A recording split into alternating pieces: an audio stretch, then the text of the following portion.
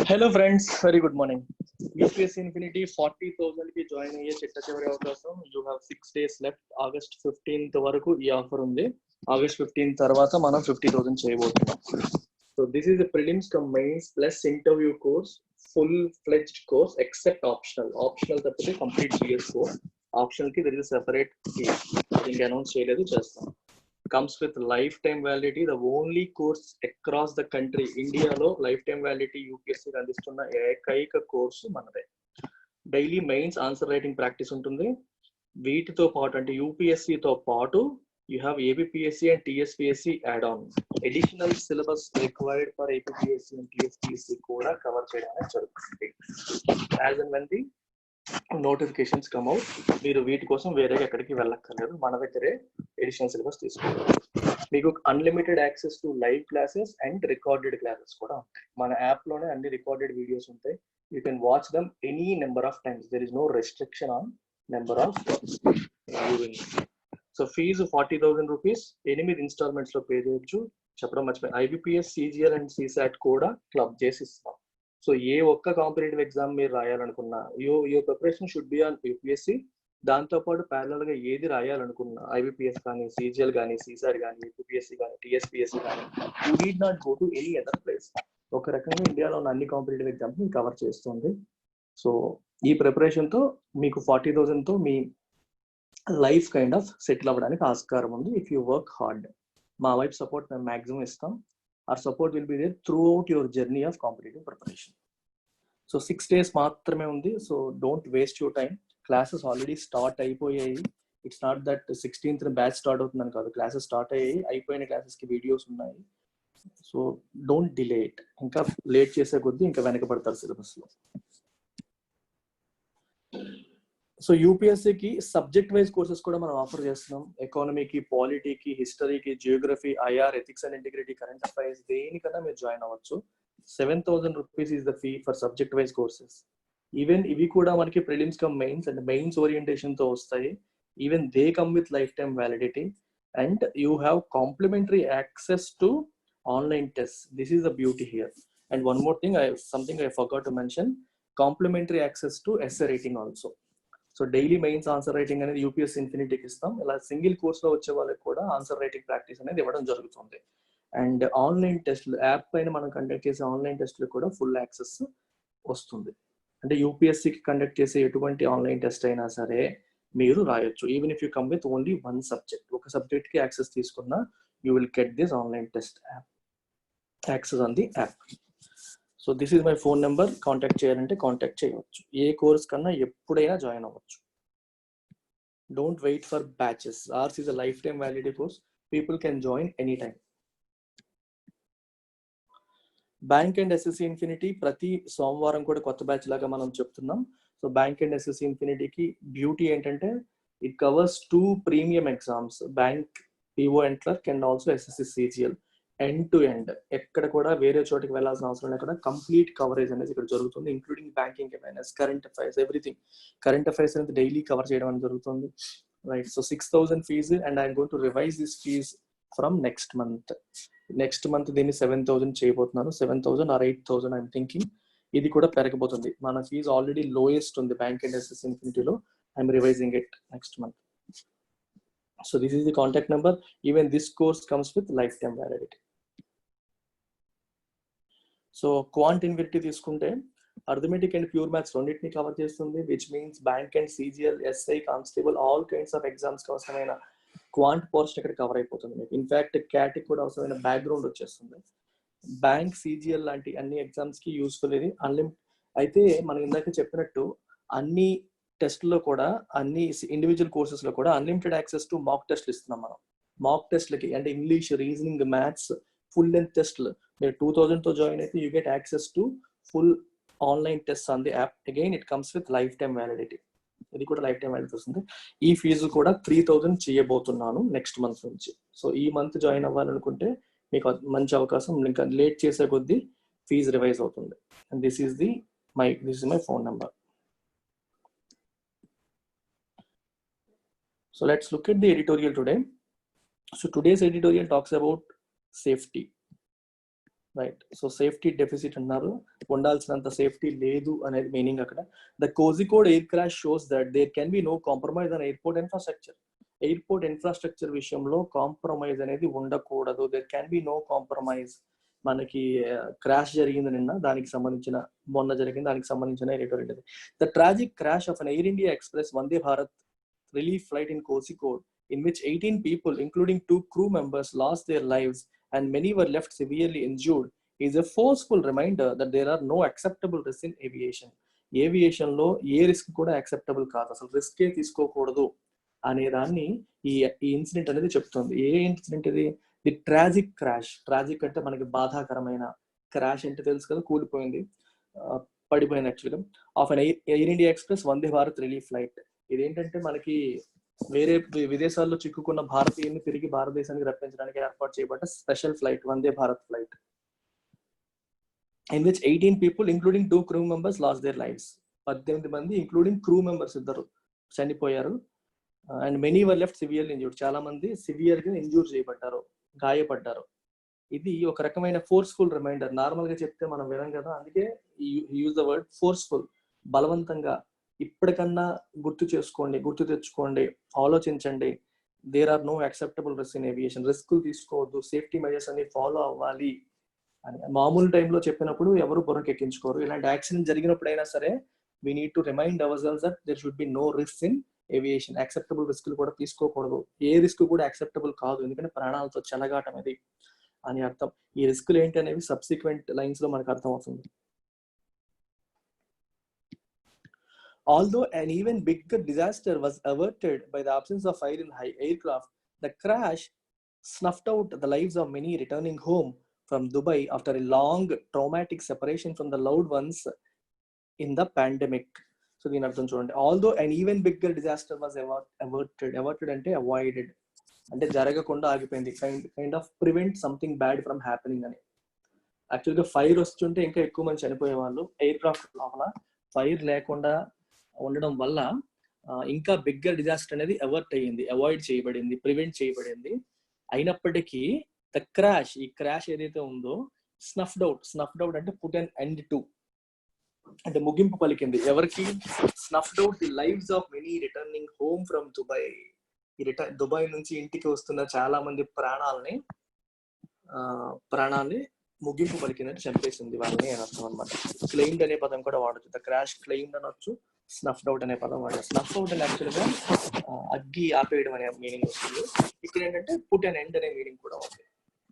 After long traumatic అంటే deeply disturbing, distressing, మనసుకి బాగా బాధ కలిగించేది అనేది మనం ట్రామాటిక్ అంటాం. Separation from loved ones in the pandemic. ఈ పాండమిక్ లో అయిన వాళ్ళకి దూరంగా, అక్కడ కాని వాళ్ళలాగా బతుకుతున్న చాలా మందికి ఆల్రెడీ ట్రామాటిక్ ఎక్స్పీరియన్స్ తో ఉన్నారు, చాలా బాధతో డిస్ట్రెస్ తో ఉన్నారు వాళ్ళందరూ ఇప్పుడు ఆనందంగా ఇంటికి వస్తున్నాం అనుకునే టైంలో ఈ యాక్సిడెంట్ జరిగి చాలా మంది ప్రాణాలని బలిగొన్నది. Many Indians could not quickly return home from the countries where they were employed, studying, traveling, although they desperately sought flights back home since March నుంచి ఇంటికి వచ్చేద్దామని ట్రై చేస్తున్నారు, ఫ్లైట్స్ అరేంజ్ చేయండి అని అడుగుతున్నారు. కానీ చాలా మంది రాలేకపోయారు. అంటే వాళ్ళు ఎక్కడైతే జాబ్ చేస్తున్నారో, లేదా చదువుతున్నారో, లేదా ట్రావెల్ చేస్తున్నారో, ఈ ప్లేసెస్ నుంచి వెనక్కి రావాలని ప్రయత్నం చేసినప్పటికీ కూడా రాలేకపోయారు అని చెప్తున్నారు ఇక్కడ. Although they desperately sought flights back home. ఇంటికి వచ్చేద్దామని ఫ్లైట్స్ కావాలని కోరుకున్నారు, డెస్పరేట్ గా కోరుకున్నారు. ఎంత ప్రయత్నం చేసినప్పటికీ కూడా వాళ్ళకి తొందరగా రాలేకపోయారు, ఎందుకంటే ఫ్లైట్స్ చాలా వరకు కంట్రీస్ క్యాన్సిల్ చేసేసాయి కాబట్టి రాలేకపోయారు. For those who took that long awaited trip on August 7, it ended in disaster. ఎన్నాళ్ళు వెయిట్ చేసి లాంగ్ అవైటెడ్, ఎన్నో రోజులు వెయిట్ చేసిన ఈ ట్రిప్ August 7 ఎవరైతే తీసుకున్నారో, for them it ended in disaster. ఒక డిజాస్టర్ తో అది ఎండ్ అయింది. ఒక తెలుసు కదా మనకి ఇప్పుడు క్రాష్ జరిగింది, it's a disaster. There are clear pointers to the dangerous nature of flight operations at Kozhikode Airport in the midst of a strong monsoon, even with the availability of an instrument landing system for the tabletop runway carved into undulating terrain. So basically, there are clear pointers to the dangerous nature of flight operations at Kozhikode Airport in the midst of a strong monsoon.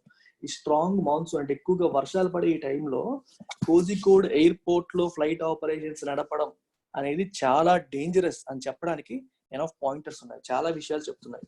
ఈ టైంలో ఈ వర్షాకాలంలో Kozhikode airport లో flight operation నడపడం అనేది danger అనేది చెప్తుంది. Even with the availability of an instrument landing system for the table top runway carved into undulating terrain. ఈ స్టేట్మెంట్ చూడండి, అండ్యులేటింగ్ అంటే అప్స్ అండ్ డౌన్స్ ఉండేదాన్ని మనం అండ్యులేటింగ్ అంటాం. లైక్ ఏ వేవ్ అనమాట. వేవ్ ఎలా ఉంటుంది, పైకి వెళ్ళడం కిందకి వెళ్ళడం, సైన్ వేవ్ చూసుకోండి, అండ్యులేట్స్, పైకి కిందకి వెళ్తే పక్కకి, లెఫ్ట్ కి రైట్ కి. అంటే ఒక స్ట్రైట్ లైన్ మోషన్ లో కాకుండా పైకి కిందకి కానీ వేవ్ లాగా మనకి సముద్రంలో కానీ లేదా చెరువులో కానీ వేవ్ చూస్తాం కదా, నదిలో కానీ వేవ్స్ ఎలా అయితే పైకి కిందకి వెళ్తూ ఉంటాయో అలాంటి మోషన్ మనం అండ్యులేటింగ్ మోషన్ అంటాం.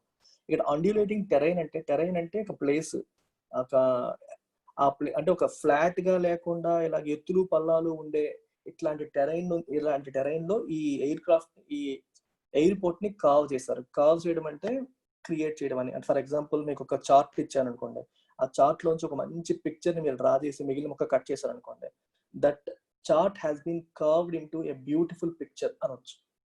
లేదా ఒక సెల్ ఇచ్చిన తర్వాత దాని నుంచి మనకు మంచి విగ్రహం తయారు చేసాం అనుకోండి, సో ఆ విగ్రహం అనేది ఆ సెల నుంచి వచ్చింది, it has been curved into అనొచ్చు అనమాట. అలాగే ఈ అండ్యులేటింగ్ టెరైన్ అంటే ఆ ఎత్తులు పల్లాలతో ఉండే ఈ ప్రాంతాలని ఒక ఎయిర్పోర్ట్ గా మార్చారు. It has been curved into an airport. అర్థమవుతుందా? ఎటువంటి ఎయిర్పోర్ట్ ఇది? Table top airport. ఇది important word. Table top runway curved into undulating terrain. Basically ఇక్కడ విషయం ఏంటంటే, టేబుల్ టాప్ రన్వే అంటే అర్థం ఏంటి? ఇదేం టేబుల్ టాప్ రన్వే అంటారంటే, ఇప్పుడు మనకి ఎయిర్పోర్ట్స్ లో రన్వేస్ ఉంటాయి, మీకు తెలిసిందే. వైజాగ్ కానీ లేకపోతే హైదరాబాద్ కానీ లేదా ఢిల్లీ కానీ ఇట్లాంటి వాటిలో రిస్కులు ఏమీ లేవు. కానీ కొన్ని ఎయిర్పోర్ట్స్ లైక్ షిమ్లా కానీ షిమ్లాలో కానీ ఇప్పుడు కోజికోడ్ లో కానీ ఇవేంటంటే ఎత్తైన ప్రాంతాలు, హిల్లీ ఏరియాస్ లేదా పీఠభూమి ప్లాట్యూస్ లాంటి ఏరియాస్ లో ఉండే రన్వేస్, ఆ రన్వే ఈ ఎండ్ కానీ ఆ ఎండ్ కానీ స్లోపీగా ఉందనుకోండి, సర్ఫేస్ అంటే ఒక కింద లోయలాగా, అంటే దాటిపోతే కింద పడిపోతాం అన్నట్టుగా ఉంటుంది. ఫ్లాట్ చూడండి, మామూలు ల్యాండ్ మీద అయితే ప్రాబ్లం లేదు. ఒకవేళ వర్స్ట్ కేస్ లో రన్వే దాటి ఫ్లైట్ కొంచెం కంట్రోల్ తప్పి వెళ్ళిపోయినా ప్రాణ నష్టం జరగదు. ఫ్లైట్ కి ఏమన్నా యాక్సిడెంట్ జరగచ్చు కానీ ప్రాణ నష్టం లేకుండా జరిగే అవకాశాలు తక్కువ ఉంటాయి. కానీ ఈ టేబుల్ టాప్ రన్వేస్ లో ఏమవుతుంది, the moment you cross the runway దాటి వెళ్ళిపోయింది అనుకోండి, స్పీడ్ కంట్రోల్ అవ్వక కింద పడిపోతుంది, లోయలో పడిపోతుంది. అంటే ఇక్కడ ఆ ఎడ్జ్ నుంచి చూస్తే మనకి లోయలాగా ఒక డ్రాప్ లాగా స్టీప్ సర్ఫేస్ ఉందనుకోండి, దాన్ని మనం టేబుల్ టాప్ రన్వే అంటాం. So table top runway risky. అంటే రన్వే మనకి ఎన్ని కిలోమీటర్స్ ఇచ్చారో అన్ని కిలోమీటర్స్ లోపు స్పీడ్ కంట్రోల్ అవ్వాలి. స్పీడ్ కంట్రోల్ అవ్వకుండా ఓవర్ షూట్ అయినా సరే, ఓవర్ రన్ అయినా సరే, it's the risk of air craft falling in to the steep valley కానీ వాట్ ఎవర్ ఇట్ ఇస్. మీరు అర్థమవుతుంది కదా, హిల్లీ ఏరియాస్ అని చెప్తున్నాం. రన్వే నుండి కింద చూస్తే మీకు కొండల్లాగా లోయల్లాగా కనిపిస్తుంది, అట్లాంటి ఏరియాస్ అన్నమాట. సో అట్లా ఉండే ప్లేస్ ని మనం టేబుల్ టాప్ రన్వే అంటాం. It's risky one. అందుకే అంటున్నాను ఇక్కడ. సో విత్ అవైలబుల్ ఈ ఇన్స్ట్రుమెంట్ ల్యాండింగ్ సిస్టమ్ అనేది టెక్నికల్ టర్మ్, అది మనకు అవసరం లేదు ఇక్కడ. ఇన్స్ట్రుమెంట్ ల్యాండింగ్ సిస్టమ్ ఉన్నప్పటికీ కూడా ఇలాంటి వాటిలో డేంజర్స్ ఉంటాయి, దానికి క్లియర్ పాయింటర్స్ ఉన్నాయి అని చెప్తున్నారు. There are problems with visibility, a far shorter safety area at the runway end than optimal, and absence of arrestor systems that could stop an overshooting airplane from falling off the edge, as it happened with this aircraft. So అర్థమైందా? There are problems with visibility విషయంలో problems ఉన్నాయి. అంటే సరిగ్గా కనిపించట్లేదు, lighting system అనేది సరిపోయినట్టుగా లేదు. A far or probably monsoon వల్ల కూడా ఉండొచ్చు. A far shorter safety area at the runway end దగ్గర సేఫ్టీ ఏరియా అనేది కొంత మెయింటైన్ చేయాలి, అది ఉండాల్సిన దానికంటే తక్కువ ఉంది. And absence of arrester systems that could stop and overshooting plane from falling off the edge. పొరపాటున ఆ ప్లేస్ కూడా దాటి వెళ్ళిపోతే ఈ ప్లేన్ అనేది, అది కింద పడిపోకుండా ఆపే అరెస్టర్ సిస్టమ్స్ కూడా లేవు.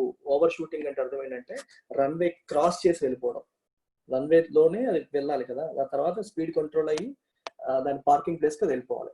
పొరపాటున స్పీడ్ కంట్రోల్ అవ్వలేదు అనుకోండి, it will overrun or overshoot the runway. అది ఒకవేళ దాటి స్పీడ్ కంట్రోల్ అవ్వక దాటి వెళ్ళిపోతే అది కింద పడిపోకుండా ఆపగలిగే సిస్టమ్స్ కూడా లేవు అని చెప్తున్నారు. ఎడ్జ్ నుంచి కింద పడిపోకుండా చెప్పాను, టేబుల్ టాప్ రన్వే అన్నాను, అక్కడి నుంచి కింద పడితే ఇంకా పూర్తిగా ఇబ్బంది అనమాట, లోయలో పడిపోయే ఛాన్సెస్ ఉంటాయి. Which of these factors, along with the monsoon impact, led to the disaster will become clear with a professional investigation. వేటి వల్ల ఇప్పుడు మనం మాట్లాడుకున్న వీటిల్లో వేటి వల్ల జరిగింది అండ్ మాన్సూన్ ఇంపాక్ట్ కూడా, మాన్సూన్ ఇంపాక్ట్ మరియు ఈ ఫ్యాక్టర్స్ దేని వల్ల ఈ డిజాస్టర్ అనేది వచ్చింది అనేది ఒక ప్రొఫెషనల్ ఇన్వెస్టిగేషన్ తర్వాత క్లియర్ అవుతుంది. Will become clear with professional investigation. The Civil Aviation Ministry should make a full disclosure on the technical evidence gathered, the integrity of which will be scrutinized by safety organizations worldwide. ఈ civil aviation ministry అనేది full disclosure చేయాలి. అంటే technical గా evidence gather చేసి, సాక్ష్యాలను gather చేసి, అది ఎందువల్ల జరిగింది అనే విషయంలో ఎవిడెన్స్ గ్యాదర్ చేసి ఫుల్ డిస్క్లోజర్ బయటికి చెప్పాలి పబ్లిక్, ఈ కారణాల వల్ల జరిగింది అని చెప్పి. అండ్ అయితే ఈ డిస్క్లోజర్ అనేది the integrity of which will be scrutinised by safety organisations worldwide. వీళ్ళు చెప్పింది నిజమా కాదా, అది నిజాయితీతో ఉందా లేదా అనే విషయాన్ని వరల్డ్ వైడ్ ఉన్న సేఫ్టీ ఆర్గనైజేషన్స్ అనేవి స్క్రూటినైజ్ చేస్తాయి. ఎందుకంటే కవరప్ చేయడం కోసం కూడా కొన్ని విషయాలు దాచేసే అవకాశాలు ఉంటాయి. అందుకని వీళ్ళు ఇచ్చిన ఇన్ఫర్మేషన్ కరెక్టా తప్ప అనేది వరల్డ్ వైడ్ ఉన్న సేఫ్టీ ఆర్గనైజేషన్స్ కూడా స్క్రూటినైజ్ చేస్తాయి.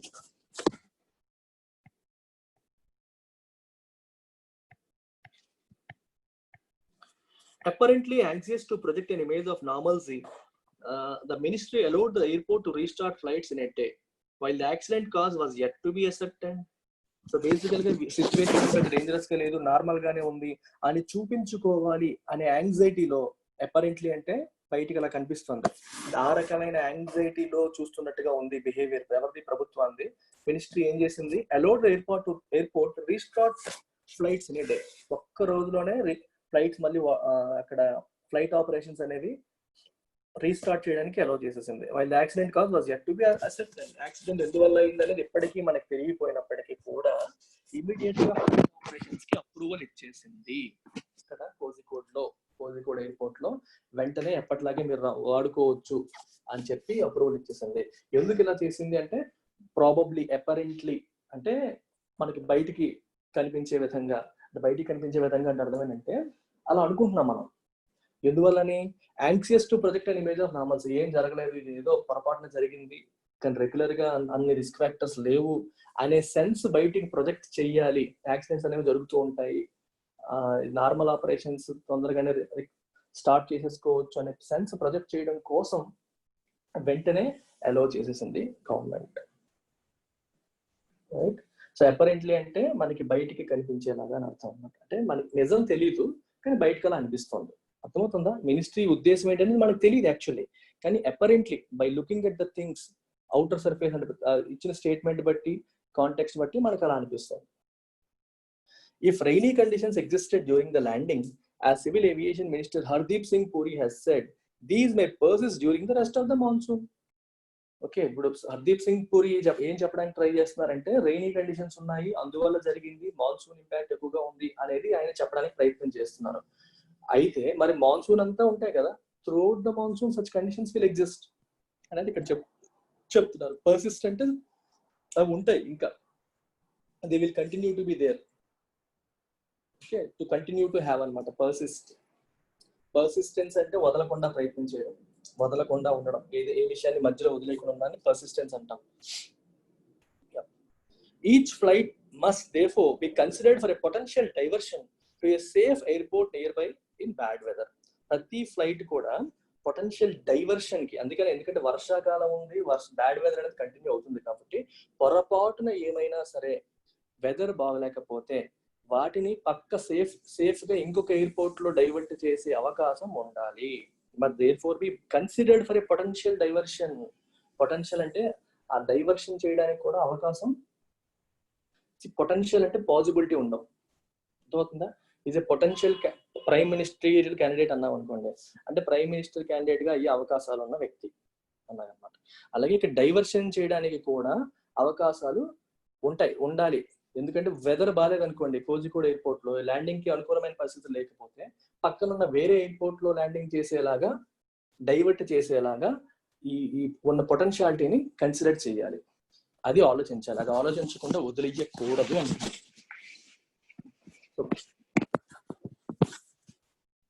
సో పాసిబిలిటీ అన్నమాట అర్థం. సిగ్నిఫికెంట్లీ ద అడ్మిషన్ అంటే యాక్సెప్ట్ చేయడం, అడ్మిట్ అంటే టు యాక్సెప్ట్, ఒప్పుకోవడం. అడ్మిషన్ అంటే మనకి కాలేజెస్ లో జరిగే అడ్మిషన్ కాదు ఇది. అడ్మిట్ అంటే టు యాక్సెప్ట్. అడ్మిషన్ అనేది దాని noun form. By the DGCA that the key recommendations of runway extension at Kozhikode made almost a decade ago was not possible due to land acquisition issues. Okay, strengthens the view that corners may have been cut on the safety. So దీని అర్థం ఏంటి చెప్పండి? So దీని అర్థం ఏంటి? Significantly the admissions by the DGCA ఒప్పేసుకుంది. దేని ఒప్పేసుకుంది? DGCA that the key recommendation runway extension చెయ్యాలి అన్న కీ రికమెండేషన్ ని ఇంప్లిమెంట్ చెయ్యలేదు. ఎందుకు ఇంప్లిమెంట్ చేయలేదు? Was not possible due to land acquisition issue. అది చేయాలంటే ల్యాండ్ ఎక్వైర్ చేయాలి, అది చేయడం అనేది కుదరలేదు అని డీజీసీఏ ఒప్పుకుంది. ఈ మధ్యలో ఉన్నది మీరు వదిలేసి చదవండి, దట్ ఈస్ ఈజీ. తర్వాత ఇది చదువుకోవచ్చు. ఇది చదవడం వల్ల మీకు ఫ్లో కట్ అవుతుంది అనమాట. అందుకని ఈ రెండు M-ల మధ్యలో ఉన్నది వదిలేసి చదివితే మీకు ఈజీ అవుతుంది. సో కీ రికమెండేషన్ చూడండి, సారీ.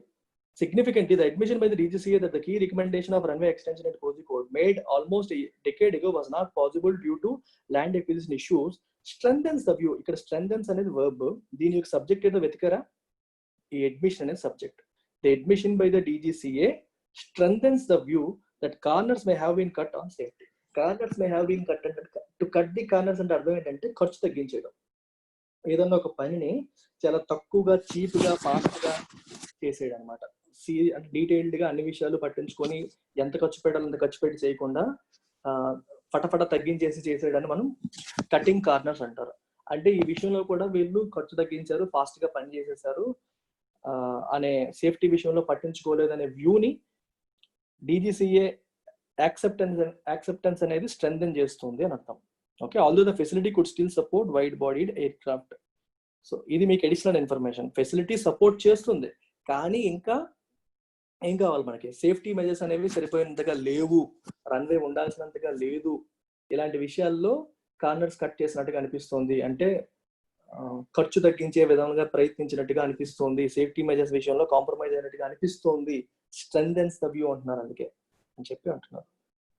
అండ్ డీజీసీఏ కూడా ఒప్పుకుంది దేన్ని? ఈ రన్వే ఎక్స్టెన్షన్ రికమెండేషన్ అనేది ఆల్రెడీ జరిగింది, కానీ ల్యాండ్ ఎక్విజిషన్ ఇష్యూస్ వల్ల అది చేయలేకపోయాము అని చెప్పి చెప్తాం.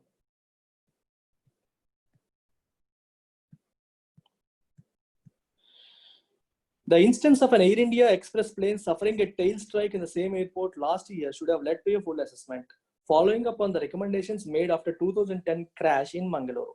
2010 మంగళూరులో క్రాష్ జరిగింది. అందులో 158 మంది చనిపోయారు. అందులో ఫైర్ వచ్చింది. యాక్చువల్లీ అది ఎలాగే ఒక యాంటెన్నాకి స్ట్రైక్ చేసేసింది, గుద్దేసింది, తర్వాత కింద పడిపోయింది, తర్వాత ఫైర్ వచ్చి 166 మందిలో 158 మంది చనిపోయారు మంగళూరులో 2010లో. అది జరిగిన తర్వాత రికమెండేషన్స్ ఇచ్చారు ఏం చెయ్యాలి అని చెప్పి. అప్పుడు కూడా ఏం చేయలేదు. ఇక్కడ చూడండి, the instance of Air India Express plane suffering a tail strike అంటే మనకి వెనకాల గుద్దేయడం in the same airport last year should have led to a full assessment. అప్పుడన్నా ఫుల్ అసెస్మెంట్ చేయాల్సింది. చిన్న యాక్సిడెంట్ జరిగింది, టెయిల్ స్ట్రైక్ జరిగింది, అంటే వెనకాల భాగం గుద్దుకుంది, అప్పుడైనా ఫుల్ అసెస్మెంట్ చేయాల్సింది. అసెస్మెంట్ అంటే ఎగ్జామినేషన్, ఎయిర్పోర్ట్ బాగుందా లేదా, సరిపోతుందా లేదా, సేఫ్టీ మెజర్స్ ఉన్నాయా లేదా అని అప్పుడన్నా చేసి ఉండాల్సింది, చేయలేదు. బేసికల్లీ 2010 క్రాష్ తర్వాత రికమెండేషన్స్ ఇచ్చారు, అప్పుడు కూడా చేయలేదు.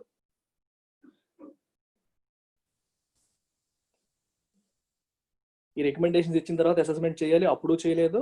ఈ యాక్సిడెంట్ అయిన తర్వాత చేయాలి, అప్పుడు కూడా చేయలేదు. షుడ్ హ్యావ్ లెడ్ టు అన్నారు, చేసి ఉండాల్సింది, చేయలేదు. Since the visible cause of Fridays crash was an over shoot, the runway continues to pose a threat. మనకి ఫుల్ ఇన్వెస్టిగేషన్ ఇంకా జరగలేదు, కానీ మొన్న జరిగిన దానికి, ఫ్రైడే జరిగిన దానికి రీజన్ ఏంటి? మనకు కనిపిస్తున్న రీజన్ ఏంటంటే ఓవర్ షూట్, అంటే దాటిపోవడం, రన్వేని క్రాస్ చేసి వెళ్ళిపోవడం. అందుకే runway continues to pose a threat. ఈ రన్వే అనేది ఇంకా ఒక థ్రెట్ ని పోజ్ చేస్తుంది, రైట్? ఒక రిస్క్ ఫ్యాక్టర్ అక్కడ ఉంది, ఒక భయాన్ని కలిగిస్తుంది. Bad meteorological conditions such as rain and wind and runway surface problems such as stagnation of water, rubber deposits that contribute to skidding endanger passengers and crew. ఇప్పుడు meteorological conditions అంటే మనకి atmospheric conditions అనమాట. Rain కానీ, wind కానీ, ఇట్లాంటివన్నీ. ఇవి వీటితో పాటు runway surface problems such as stagnation of water ఒక దగ్గర స్టాగ్నేట్ అయిపోవడం, ఎక్కువగా ఒకే చోట చేరిపోవడం, రబ్బర్ డిపాజిట్స్, ఈ రబ్బర్ మామూలుగా చూయింగ్ గమ్స్ కానీ, రబ్బర్ కానీ, ఇట్లాంటివన్నీ ఒక దగ్గర డిపాజిట్ అయిపోవడం. ఇవన్నీ ఏమవుతాయి? స్కిడ్ అయ్యే ఛాన్స్ ఉంటుంది. దీనివల్ల టైర్లు స్కిడ్ అయ్యే ఛాన్సెస్ కి ఎక్కువ ఆస్కారం ఉంటుంది. ఇది endangers passengers and crew, passengers కి మరియు సిబ్బంది, ఫ్లైట్ సిబ్బంది కూడా డేంజర్ లోకి నెట్టే అవకాశాలు ఉంటాయి, చాలా ఎక్కువగా ఉంటాయి. Skidding and danger. Every air safety incident డిమినిషెస్ India's reputation. ఇలాంటి ప్రతి యాక్సిడెంట్ కూడా, ఇన్సిడెంట్ కూడా ఇండియా యొక్క రెప్యుటేషన్ ని, గౌరవాన్ని, వరల్డ్ వైడ్ ఇండియా యొక్క రెప్యుటేషన్ ని డిమినిష్ చేస్తుంది, తగ్గిస్తుంది. The Kozhikode crash should lead to a fresh review of all risky airports. ఇప్పటికన్నా సరే అన్ని రిస్కీ ఎయిర్పోర్ట్స్ ని పూర్తిగా రివ్యూ చేయాలి, అక్కడ ఏ మెజర్స్ చేయాలి, ఏం చేస్తే అవి ఆపరేషనల్ అవుతాయి, కంప్లీట్ గా రిస్క్ ఫ్రీ అవుతాయి అనే విషయంలో రివ్యూ చేయాల్సిన టైం ఇప్పటికన్నా వచ్చింది. ఈ క్రాష్ తర్వాత చేయాలి. Transparent remedial action must be taken immediately. Transparent అంటే పారదర్శకంగా, అర్థమవుతుందా? పారదర్శకంగా అంటే ఏం చేస్తున్నారు అనేది అందరికీ తెలిసేలాగా, పారదర్శకంగా అంటే అందరికీ తెలిసేలాగా చేయాలి. రిమీడియల్ యాక్షన్, రెమెడీ, దీనికి ఎటువంటి పరిష్కారం మనం చూపుతున్నాము అనేది అందరికీ తెలిసేలాగా చెప్పాలి. And it must be taken immediately, వెంటనే తీసుకోవాలి అని చెప్తూ అంటున్నారు. సో ఎయిర్పోర్ట్ సేఫ్టీకి సంబంధించిన ఎడిటోరియల్ ఇది. I hope you got it. So English ఇలా హిందూ పేపర్ ద్వారా నేర్చుకోవాలి అనుకుంటే you can join my course. 2000 rupees fees ఇది. ప్రతిరోజు 7 నుంచి 8 వరకు ఉంటుంది రాత్రి. ఇది కాంపిటేటివ్ ఎగ్జామ్స్ ప్రిపేర్ అయ్యే అందరికీ కూడా, bank exams, CGL exams, SSC CGL, UPSC CSAT, ఏ ఎగ్జామ్ ప్రిపేర్ అవుతున్నా సరే మీకు హెల్ప్ అవుతుంది. ఎందుకంటే దీంట్లో నేను గ్రామర్ వొకాబులరీతో పాటు, హిందూ ఎడిటోరియల్ వొకాబులరీతో పాటు మీకు మాక్ టెస్ట్లు కండక్ట్ చేస్తూ ఉంటాను. ప్లస్ మనకి క్లోజ్ టెస్ట్ కానీ, ఆర్సీస్ కానీ, ఇట్లాంటివన్నీ అంటే ఎగ్జామ్స్కి అవసరమైన ఈ మోడల్స్ కూడా నేను కవర్ చేయడం అనేది జరుగుతుంది ప్యారలల్ గా. That's it. సో నచ్చినట్టయితే లైక్ చేయండి, షేర్ చేయండి అండ్ సబ్స్క్రైబ్ చేసుకోండి. Thank you very much.